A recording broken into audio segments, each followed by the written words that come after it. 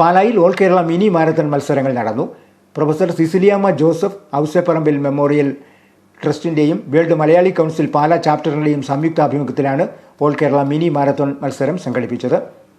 പുരുഷ വിഭാഗത്തിൽ ബാബു ജോസഫും വനിതാ വിഭാഗത്തിൽ ലവ്ലി ജോൺസണും ഒന്നാം സ്ഥാനം നേടി.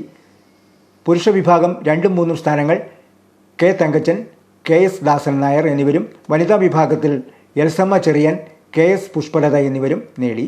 പാലാ മുനിസിപ്പൽ സ്റ്റേഡിയത്തിൽ നിന്നും ആരംഭിച്ച് മുത്തോലി ജംഗ്ഷനിലെത്തി തിരികെ ലാലം പാലം ജംഗ്ഷനിൽ മത്സരം സമാപിച്ചു.